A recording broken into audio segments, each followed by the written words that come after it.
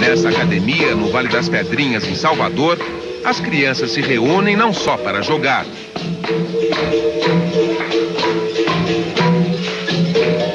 No ritmo do berimbau, Faísca dá o toque de uma nova vida. Mas como é que nasceu isso de trabalhar com crianças? Bom, isso daí, você sabe que, assim, nem eu tenho palavras assim para te explicar, né? Isso é uma coisa interna, minha mesmo, uma coisa profunda minha. Acho que é pelo próprio problema social que eu vejo, né? E eu me interesso muito para as crianças e pelas comunidades também. A criança mostra simplicidade, não mostra vaidade. O poder da salvação protege também outras crianças. O Pelourinho, o centro da história, abriga o capoeirê, uma ideia que faz da capoeira a garantia de um presente e de um futuro. Independente de idade, de classe social, a capoeira regional, ela te dá essa condição de você educar o ser humano, de você ajudar ele a gostar mais de estudar, a respeitar mais seu pai e sua mãe dentro de casa, a ser amigo, a ter relação, né, professor e aluno, mestre, relação na vida como um todo, a saber como chegar nos lugares, como que tem que agir. Você viu que a maioria deles tem dificuldade até mesmo de se expressar, de falar, e capoeira nos dá também essa condição. Mestre Nenel é um príncipe, filho de um rei da capoeira. O olhar nobre e grave preserva uma dinastia. Que lembranças que você tem do mestre Bimba? Na verdade, não é nem lembrança, né? Porque a gente não tem como esquecer. Afinal de contas, foi o homem que me fez, né? Me fez como homem, me fez como pessoa, me deu caráter, me deu toda a riqueza que eu tenho hoje, vinda dele. No começo do século XX, quando o mestre Bimba se iniciou na arte da capoeira, ela ainda era proibida, como no tempo dos escravos. Chegou mesmo a ser considerada crime durante 40 anos, de 1890 a 1930. No Largo da Carioca, você vai ver na Belle Époque, até os anos 50 do século XX, até os anos 50, a gente vai ver a chamada pernada carioca, que é a roda de capoeira e é o jogo de rasteira. Mas aí quando o policial abordava, já que a capoeira nessa época, com a República, ela é criminalizada, ela se torna crime no Código Penal do Império, né? Não havia isso antes. Eles diziam que não era capoeira, que era pernada, que era uma forma de afastar a repressão. Não, senhor, isso aqui é pernada, não é capoeira, é pernada. Então não está no Código Penal a pernada, tá capoeira. Então aí a pernada carioca, ela nasce como uma capoeira, digamos assim, camuflada. A palavra capoeira era um risco de vida, sobrevivia no fio da navalha, mas era também uma palavra teimosa, que insistia em se perpetuar nas esquinas e nas sombras. Foi mestre Bimba quem deu o pulo do gato para cima dos inimigos da capoeira. Bimba só tinha uma coisa na cabeça. Ele foi o criador da Luca Regional e ele era o núcleo do folclore da Bahia durante a vida. Ele muitas vezes me disse, eu sou o folclore da Bahia. Quanto ao resto, não interessava a ele. Só interessava a Bimba uma única coisa, a regional. A filha querida dele, o sonho dele, a alma dele, o coração dele, a vida dele. Como nasceu a regional? A regional nasceu do modo semelhante ao modo que nasceu a capoeira, pela união de raças e de culturas. A capoeira nasce na Bahia pela união da cultura africana, representada pelo ritmo Ijexá e a língua iorubana, associadas à presença do berimbau, que é um instrumento banto, Então a capoeira nasce com o signo de integração, de parceria, de união. E, mais uma vez, a regional também é fruto de uma união. É o casamento de um estudante cearense, cultura cearense, tipicamente portuguesa, com um preto baiano, tipicamente africano. Então, da união desses dois é que nasceu a ideia de tirar o nome da capoeira proscrito pela lei e criar o nome de luta regional. E criar realmente uma luta brasileira fundamentada na capoeira. A capoeira do Mestre Bimba contribuiu muito para que a capoeira chegasse a ser um desporto, né, oficializado como esporte. Por quê? Primeiro, lá dentro da Academia do Mestre Bimba foi feito laboratório. O Dr. Decânio fez uns regulamentos a pedido da Confederação Brasileira de Pugilismo, que antigamente é quem tinha capoeira sob os seus. E ele fez esse regulamento e enviou para lá e foi treinado lá dentro da Academia do Mestre Bimba. E por ser uma capoeira mais plástica, a capoeira do Mestre Bimba era uma capoeira mais plástica, com golpes definidos, ela se prestou mais para esporte, se presta mais para esporte. E influenciou muito. E essa capoeira que oficializaram como esporte realmente é a capoeira regional, porque são os golpes dados com definição, golpes que tem que ser aplicados, você tem que ver o resultado, e não são golpes só mostrados. Bimba e seu estilo regional formaram muitos discípulos. Um deles segue com fidelidade a linha criada pelo mestre em 1932. Raimundo César Alves de Almeida, batizado de Itapuã na capoeira, é um filho espiritual de Bimba. A voz do mestre Itapuã e a habilidade de seus alunos mostram a cartilha da capoeira regional. Essa é a sequência de ensino do mestre Bimba. É um método que ele criou para que se aprenda capoeira facilmente. Então, é uma simulação de jogo. Nós estamos vendo aí a menina fazendo, já meia lua de frente, duas meia lua de frente armada, o outro tá com corinha negativa e a 1. Aí, meia lua de frente, armada, AU, cabeçada, rolê. Essa sequência de ensino vai favorecer que o aluno desenvolva o jogo dele mais rápido. Por quê? Porque nessa sequência entra apenas 17 golpes da capoeira. São os 17 golpes que entram normalmente num jogo de capoeira. Por isso que quando se sabia essa sequência já de cor, o mestre Bimba batizava o aluno dele, quer dizer, colocava o aluno dele em jogo. Porque ele já sabia todos os golpes necessários para jogar a capoeira. Não lutar, mas para jogar. A capoeira mudou com o mestre Bimba. Quem olha, vê um jogo duro e rápido.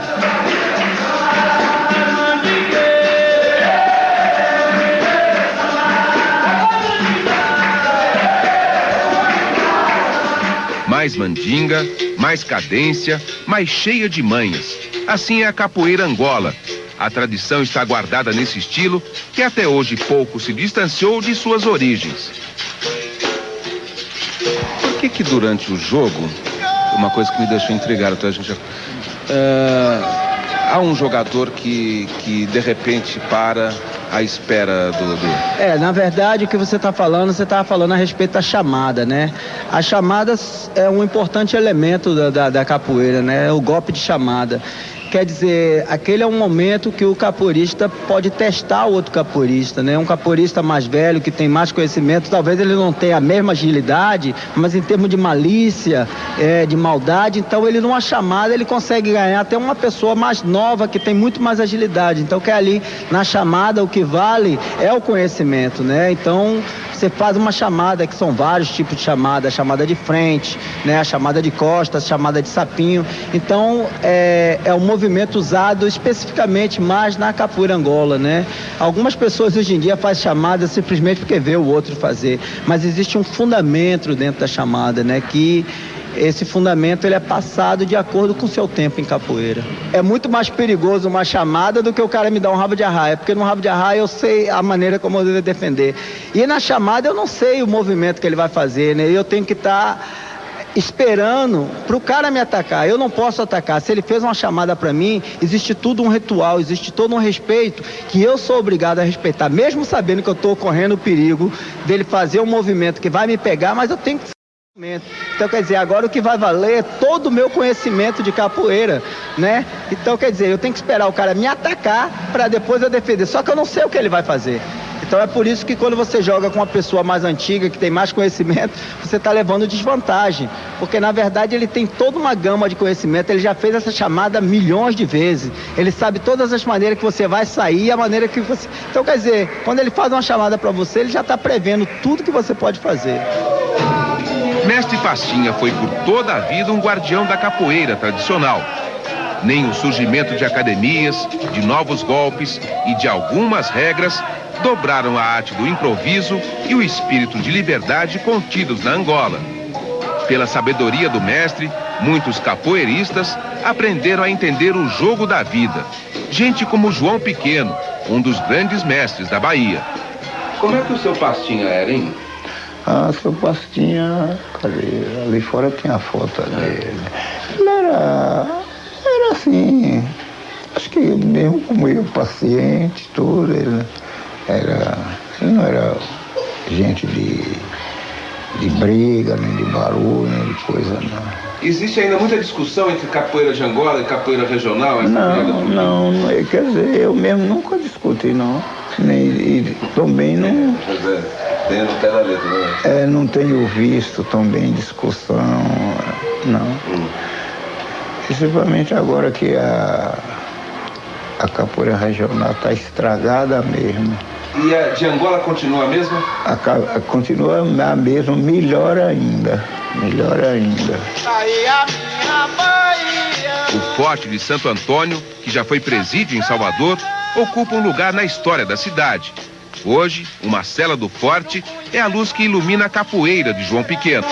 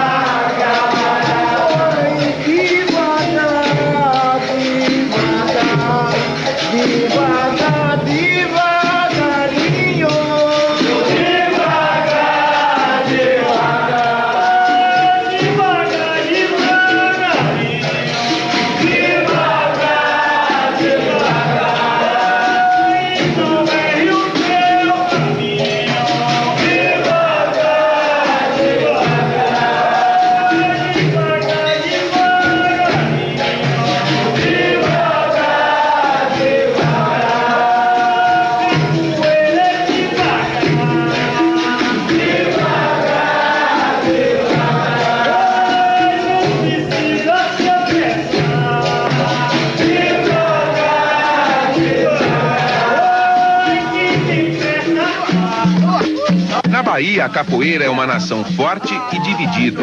Angoleiros e regionais disputam o domínio nessa luta de estilos. No Rio de Janeiro, porém, as duas linhas se juntaram num só corpo. A capoeira é Brasil, capoeira brasileira. Então eu cheguei à conclusão que eu não podia me prender a Angola, que me colocava um rótulo, me prendia. A regional também ficou muito limitada, não pelo mestre Bima, pelos próprios alunos, levaram com uma tendência para um lado, se distanciaram um pouco da capoeira tradicional, ou capoeira Angola, não sei como é que chama. E aqui no Rio, já com outra coisa assim, eu achei que eu tinha que desenvolver uma coisa completamente diferente, sem ter rótulo. Então a capoeira brasileira. Há muito tempo, a capoeira carioca deixou de ser sinônimo de malandragem. Uma época marcada por gente que dominava as ruas da Lapa, com seu andar gingado e a camisa listrada. Só no século XX é que você vai ter uma tradição assim mais, digamos assim, lírica, boêmia. Quando aquela área do centro da cidade é demolida por Pereira Passos, né? E se transfere para cá a boemia. Quando a elite passa a frequentar a Lapa, a partir da República Velha, a partir da Belle Époque, esses homens começam a vir para cá para serem guarda-costas dessa elite, para guardar esses cabarés, você entendeu? Para serem, digamos assim, iôs de chácara, como é a Madame Satã. Madame Satã é a leão de chácara dessa área aqui. O tempo dos malandros já estava terminando quando o baiano Arthur Emídio desembarcou no Rio. O ano era 1951 e o mestre chegou para mostrar aos cariocas a capoeira de verdade. Ontem eu vi uma reportagem no revista O Cruzeiro, uma luta aqui no Rio de Janeiro. Calço Gracie contra a Cirandinha. Uma luta desigual, uma luta horrível, entende? Sangrenta. Eu achei desproporcional a capoeira, um homem de 200 quilos jogando capoeira com 1,80 m, entendeu? Trocando soco no chão, calça em cima dele batendo. Eu disse, mas capoeira não é isso, não é possível. Eu me resguardei, fiquei quieto. Mas saí para São Paulo, fiz um desafio em São Paulo. Passei 2 meses desafiando São Paulo em peso, qualquer lutador de qualquer modalidade contra a capoeira, eu na capoeira. Foi que depois de 2 meses apareceu um Edgar Duro, famoso lutador de luta livre, que já tinha ganho para vários alunos do mestre Bimba. Ele era lá e quebrou o braço de um, quebrou a perna de outro. Então ele aceitou meu desafio. A luta foi travada no Circo Piolim. E quando eu entrei no ringue, fui muito maltratado, muito hostilizado, entende? Por quê? Baiano não é isso, capoeira não tem valor nenhum. Como é que a capoeira ganha? Como é que a capoeira vai ganhar rebolando? Não tem condição. Quem rebola não ganha nada, entendeu? E eu entrei no ringue, recebi ovo na cabeça, chute, pontapé, fui cuspido, entendeu? Aí eu entrei no ringue com a fé, a vibração que eu estava. Quando eu gritei, o rapaz tremeu e caiu. Tremeu e caiu, mandei que ele... Eu podia chutar, acabar a luta ali mesmo. Mandei que ele levantasse. Reinou silêncio total. Foi um circo Piolim. Silêncio total. Ele levantou, eu liquidei a luta. Silêncio total, todo mundo de cabeça baixa. Por causa de Arthur Emídio, a capoeira passou a ser um centro das atenções. Jornal, revista, televisão e até o cinema entraram no jogo da luta inventada pelos escravos. Fazia show de televisão, fazia show na rua, entendeu? Eu estava em Nova York, acabava o show, fazia show lá no bar, ia pro Barra de Arley, ia para Washington mostrar a capoeira, né? Aí o Carlos Machado gostou, me chamava, Carlos Manga também, show com o Carlos Manga, né? Fiz show em muitos teatros. E eu no show ia como artista e massagista das garotas bonitas. Fiz Doris Day, fiz vários artistas americanos, né? Chegava na câmera, tu vai de massagem, eu fazia massagem nela, né? Isso cobrando $1 uma massagem naquela ocasião. A capoeira foi muito mais além do tom de comédia de massagista de madame. Se transformou numa personagem valente e considerada na história do cinema brasileiro. Mas Salomé foi passear.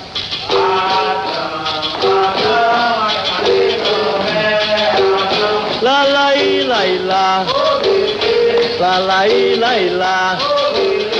Lá, lá, i, lá, i, lá. Um pedaço de arame, uma cabaça e uma beriba. Daqui a pouco, os sons que enfeitiçam a capoeira.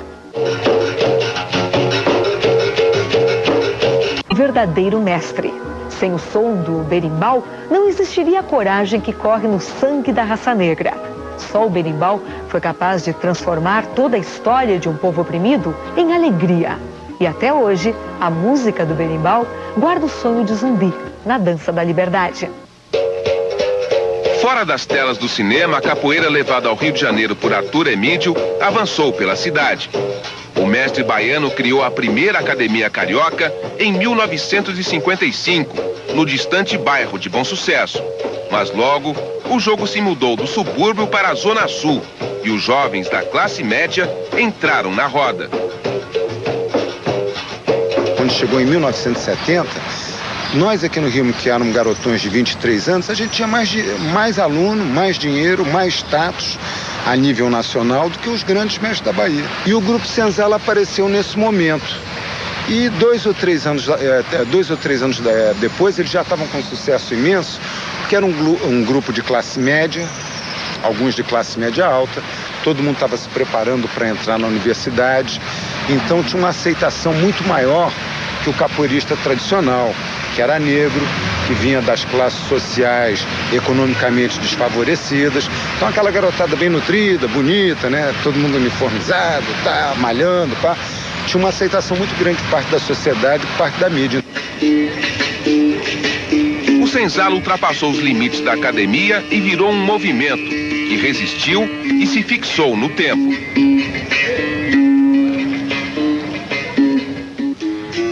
Mais recente, com 10 anos de existência, o Abadá é outro grupo que usa a capoeira como filosofia.